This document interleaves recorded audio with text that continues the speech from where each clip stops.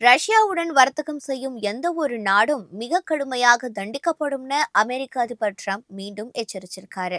அமெரிக்காவின் அதிபராக இரண்டாம் முறையாக பொறுப்பேற்றது முதல் டொனால்ட் ட்ரம்ப் அதிரடி நடவடிக்கைகளை எடுத்து வராரு.